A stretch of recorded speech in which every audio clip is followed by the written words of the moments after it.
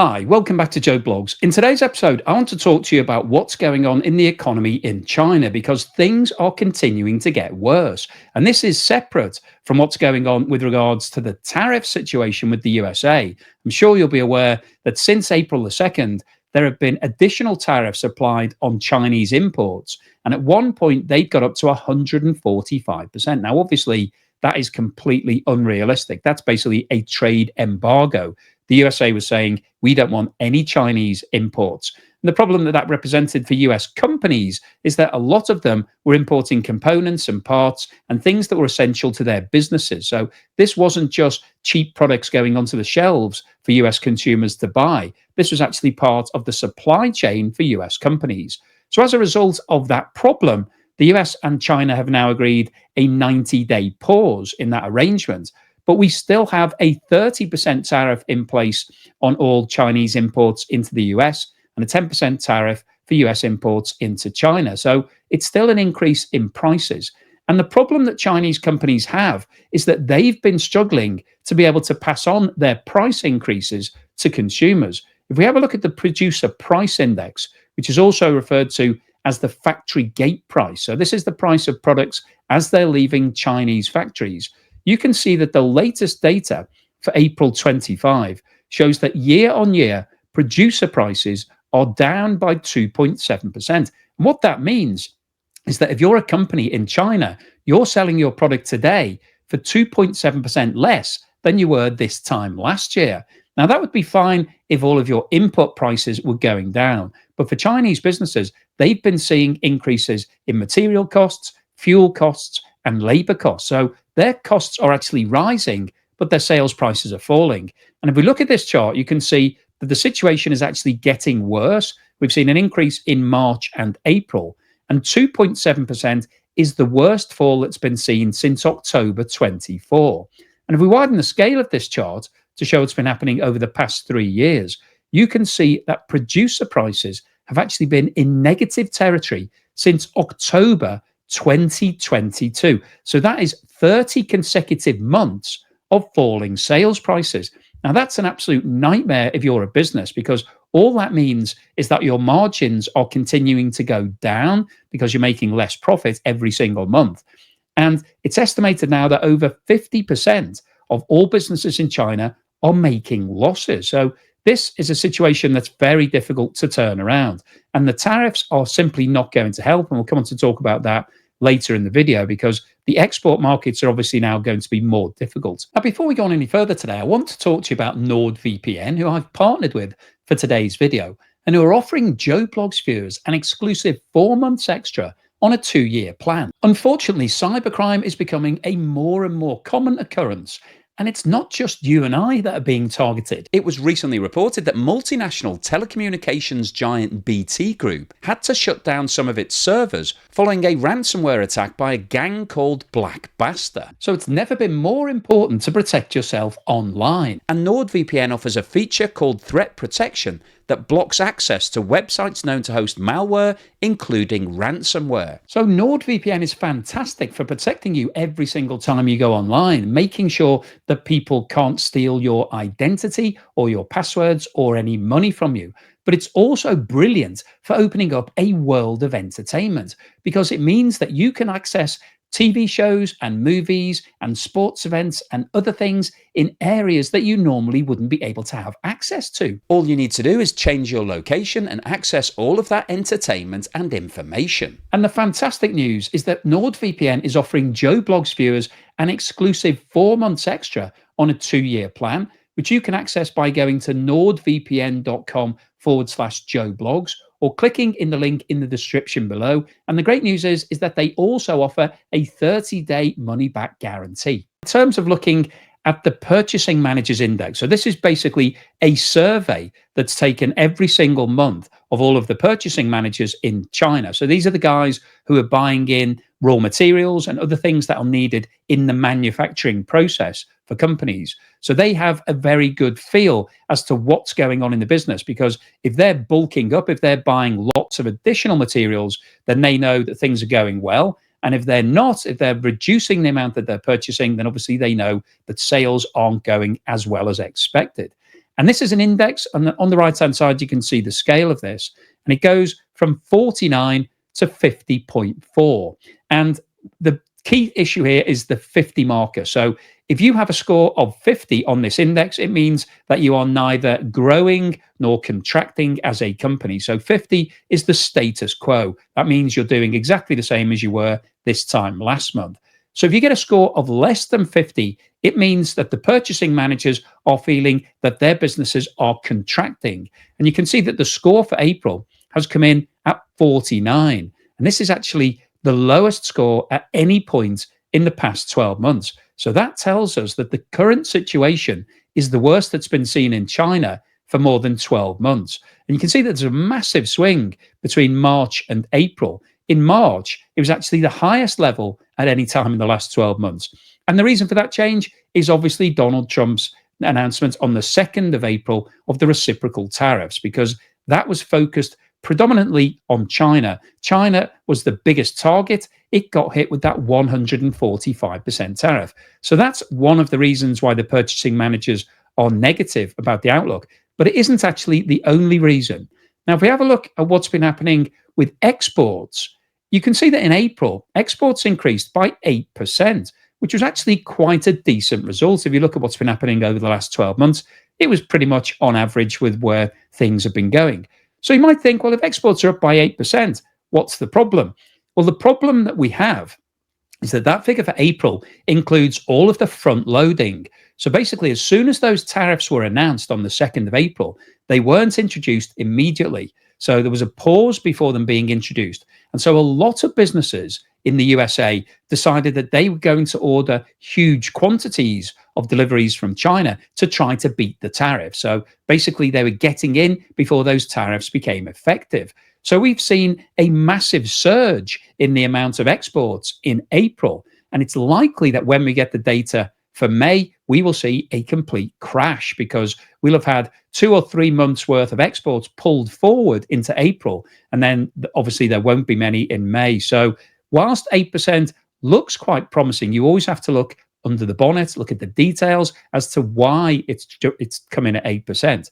Now, if we have a look at what's going on with imports, that gives us a really good indication as to what's happening over the next 3 to 6 months, because Chinese businesses will be importing lots of raw materials and other things that they need in their processes before they can manufacture their goods and then export them around the world. And what we can see here isn't good news. You can see that in April, year on year, imports were down by 0.2%. And that's the third consecutive month that imports have fallen. And actually, when you look at the last 7 months, there's only been 1 month, December, when there was an increase, and that was only by 0.1%. So we're not seeing any major movements in terms of Chinese businesses bringing lots of raw materials in to bulk up in order to get lots of things out in the future. So this trend here, if you look at the whole 12 months, you can see that there's a general downward trend. This tells us that Chinese businesses are very worried about what's happening and whether or not they're going to be able to achieve growth at all. Now, in terms of the other option, when you're looking at Chinese businesses, the other option that they have in terms of exports is to sell to the Chinese market. So if their export markets are falling, such as the USA, then maybe they can divert their products into China and start benefiting from Chinese demand. But this chart shows what's happening with inflation. And you can see that in April, year-on-year prices fell by 0.1%. And that's the third consecutive month of falling prices. So we've now got deflation in China. Prices are going down. So that's obviously good news. If you're a consumer, you can pay less when you get to the tills if you're buying something. But it's an absolute nightmare if you're a company, because if your costs are rising, as we discussed before, if your energy costs are rising, your raw material prices are going up, your rent is going up, your labor costs are going up. If all of those things are going up, you need to be able to increase your prices to try to accommodate some of those increases in costs. But what we're seeing here is that prices are actually going down. So it's a double whammy from China's point of view. And that's one of the reasons why the purchasing managers index is down and why producer prices are also falling. So from the Chinese market's point of view, it isn't very attractive for Chinese businesses. And I thought it was worth having a look at what's going on with food inflation, because we always like to look at what's happening with food prices when we're talking about inflation. Tells us what's going on for the poorest members of society, because they're spending a much larger percentage of their budget on food. And you can see that it's a very similar trend to what we just looked at for general inflation. Prices are down in April by 0.2%. So they actually fell at a faster figure than general inflation. And so if you're in the food industry, that obviously represents bad news. And it was interesting when the initial tariffs came out, when Donald Trump applied the higher tariffs against China. One of the things that China did was to restrict the amount of agricultural and food imports coming from the USA. And I'm sure this was one of the reasons, because China was trying to protect its own industry, to make sure that the people in the companies in China producing food were able to sell more of their product. Now, in terms of what's going on with the export market to the USA, this table shows the largest importers into the USA in 2024. And you can see that China is number 2 on this list. And in 2024, in total, around $440 billion worth of goods were sent from China to the USA. And the reason I wanted to highlight this was to talk about the impact of the tariffs on the Chinese economy. Now, initially, we saw those tariffs going up to 145%, which actually would have killed all of those exports over the long term. There is no way that US businesses and consumers would have paid 2.5 times the price for all of these goods. So that was basically prohibitively high. Now, as a result of the announcement of this 90-day pause, the tariffs have now been reduced to 30%, which is a combination of 10% for the reciprocal tariffs, as they've been called, and 20% for the fentanyl problem. The USA claims that a lot of fentanyl drug, which is a major problem in the US, is being produced in China. And until China shows that it's eradicating all of those labs, then this 20% is going to stay in place. So in total, the cost of all Chinese imports is going up by 30% for all US businesses and consumers. Now, from China's point of view, that's obviously going to represent bad news, because that's going to encourage both consumers and US businesses to change the way they operate. Businesses are now looking at moving production away from China to maybe other economies, maybe Vietnam or India, or moving it to the USA itself. That's really what Donald Trump is trying to achieve. He wants US businesses to start producing things themselves rather than bringing it all in from China. So that represents a serious threat to Chinese businesses, Chinese revenue going forward, because they're going to see, firstly, an increase in their price. So that's likely to result in lower sales. Simple economics tells us when the price of something goes up and demand doesn't move, then generally speaking, we will see a drop in demand. Basically, people will buy less of something that's more expensive. So from that perspective, it's bad news for Chinese businesses. But also, if companies are now changing the way they operate to move their manufacturing away from China, then long term, that's going to represent another threat to those businesses.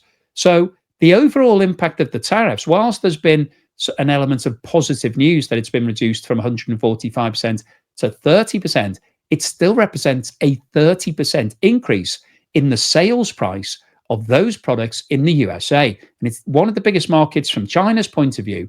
And the problem that these Chinese companies have is that they're not getting any benefit from that increase in price. It's going to the US government as part of the tariff. So once again here, there is pressure on these Chinese companies, and they may be expected to actually reduce their sales price further to try to offset that 30% tariff. And if that happens, we will see producer prices going down even more rapidly. That's going to have a massively negative impact on those Chinese businesses and their margins. And so overall, the impact of these tariffs is going to be hugely negative on Chinese businesses and the Chinese economy. And if we have a look at this graphic, it shows that initially the 145% tariff was going to add an additional $636 billion worth of costs, which clearly would have just completely wiped out all of that business. However, the 30% tariff, which has now been agreed, this reduced rate for 90 days, is still going to add $132 billion. So that's going to mean that US consumers and businesses will want to buy less of it because it's just more expensive. So, what's the summary and conclusion today? Well, as we've seen from today's data, things are getting worse for Chinese businesses, which means it's also getting worse for the Chinese economy. We've seen that the Purchasing Managers Index has now fallen for 30 consecutive months. And the fall in April was the worst that's been seen for 6 months. So things are getting worse from a Chinese company's perspective because their costs are rising. They're seeing increases in raw material prices, rent, and labor costs, but they're not able to pass that on because their sales price is actually going down and it's continuing to go down. So that represents an absolute nightmare if you're a Chinese company. And it's been reported that more than 50% of them are now making losses. So they're actually having to fund all of those price cuts month on month. But it's actually worse than that because the Purchasing Managers Index, which is the outlook from all of the purchasing managers, is now below that magical 50 level. So that tells us that they're not confident about what the future looks like. And one of the reasons why they're not confident is because of the tariffs that have been put in place by the USA, because that's the biggest single export market for Chinese businesses. And although we've got some progress, it's gone down from 145%, which quite frankly would have killed all of the business overnight. It would have just meant that the USA wasn't going to import anything from China. Nobody wants to pay 2.5 times what they were paying a couple of months ago. It's now gone down to 30%, which is a better situation, but it is still 30% worse than it was a few months ago. So, from these companies' perspective, the sales price of all of the things that they're exporting to the USA is now going to be 30% more than it was at the start of the year.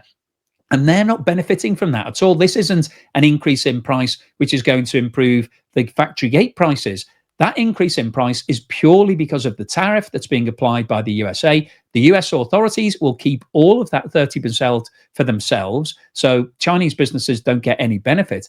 And there will be some pressure on those Chinese companies to lower their sales price, because if they can lower it by 30%, for example, they could offset the full amount of the tariff and still have the same sales price in the USA. So that might encourage consumers and companies to continue using them. But the problem you would have if you cut your sales price by 30% is that it means you're getting even less money. And after 30 consecutive months of falling sales prices, I don't think Chinese businesses are going to want to do that. And of course, in terms of the long term view here, the reason why Donald Trump has put these tariffs onto Chinese imports is that he doesn't want US businesses continuing to source things from China. He wants them to make it themselves. So he would like to see all of that manufacturing move to the USA. And obviously, if that happened, then the Chinese businesses that are doing it at the moment would lose all of that trade. But there's probably a middle ground somewhere in between where Chinese companies will still provide some materials to the US businesses, but they're going to see a fall in their volume at the same time as they're seeing a fall in their sales price. So this is a double whammy from Chinese companies' perspectives. And we also saw that the Chinese market itself isn't going to bail them out because we've now got deflation. So prices year on year are falling. We've had 3 consecutive months of falling prices. So that means that Chinese companies are going to have to continue cutting their prices in order to get sales because it's a very competitive market in China. And all of this is a complete disaster if you're running a business in China right now, because your export markets are going down and your home market is also in decline. So this represents seriously bad news, not just for those companies, but also for the Chinese economy, because obviously Chinese GDP is the collective from all of the different businesses in China. So if they're all struggling, they're going to struggle to achieve that 5% growth target that's been set for 2025. And of course, what we haven't mentioned in today's video is the property sector. And for the last few years, the property sector has been a complete collapse. It's in the toilet. And that isn't getting any better. We don't have the data yet. I'll report a new video once the data on the housing market comes out. But what we've seen over the past 2 months, 6 months, 2 years is that that data has been in decline. So it's unlikely that the property market is going to bail out what's happening in business. But the overall summary of today's video is that the data that's been released for April that we've seen so far shows us that things are getting more difficult for Chinese businesses. We did see a spike in exports. However, That's likely to be because US businesses have been upfront ordering. They've been ordering up, bulking up, taking in more deliveries to try to beat the tariffs. But we are likely to see a crash in exports in May, and that's indicated by what's happening with imports, which have fallen for the past 3 months. So, overall, the situation looks bad in China. The outlook looks worse. And so, it is going to be very challenging for China to hit its 5% growth target for 2025. So, hopefully, you've enjoyed today's video. You found it useful, informative, and thought provoking. If you've liked what I've said, then please give me a thumbs up. Thank you for watching this video all the way through to the end. And thank you so much to everyone that's supporting me. If you've bought me a coffee or sent me YouTube super thanks, really appreciate that generosity. And if you're a member either through Patreon or YouTube membership or buy me a coffee membership, thank you for that long-term support. Really helps to keep me motivated. And here's something to put a smile on your face.